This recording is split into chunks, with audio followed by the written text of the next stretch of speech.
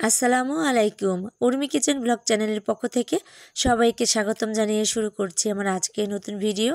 আশা করছি যে যেখান থেকে বসে আমার আজকে নতুন ভিডিওটি দেখছেন সবাই খুব ভালো আছেন আলহামদুলিল্লাহ। রোজা থেকে তো সারাদিনে কোনো কাজই করতে ইচ্ছে করে না, তারপরেও তো সারাদিন যেহেতু রোজা আছি ইফতারের আয়োজন তো করতেই হবে।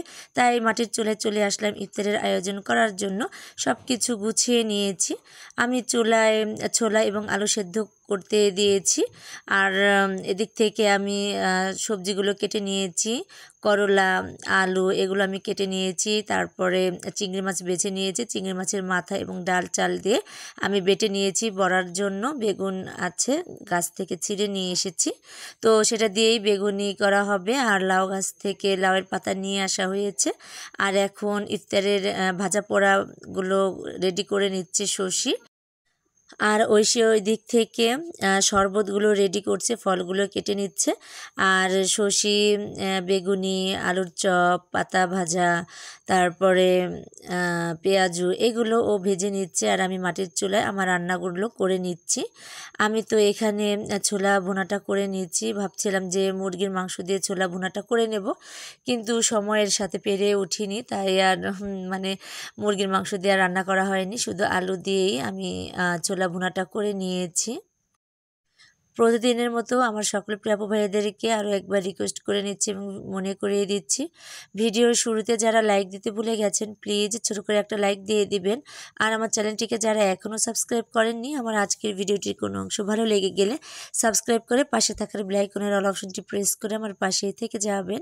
এখানে আমি ছোলা ভুনাটা করে নিয়েছি, নামিয়ে নিয়েছি।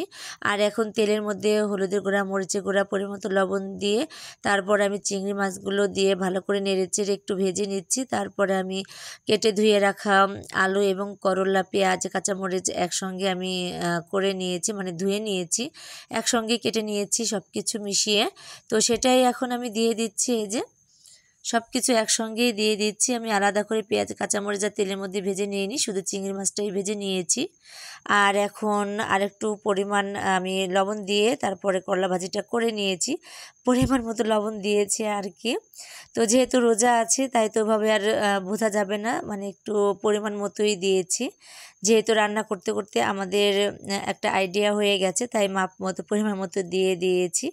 একটু হয়তো এদিক ওদিক হতে পারে রোজা থেকে, যেহেতু বান্নাগুলো করে নিয়েছি।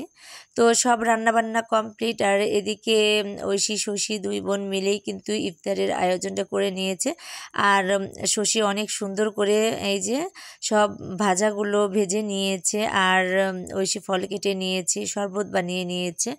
আমরা এখন ইফতার করতে বসে পড়েছি। ঐশীর আব্বু যখন ছিল তো আমরা সবাই মিলে একসঙ্গে যখন ইফতার করেছি বেশ ভালো লেগেছে। এখন তাকে ছাড়াই আমাদের ইফতারটা করে নিতে হচ্ছে।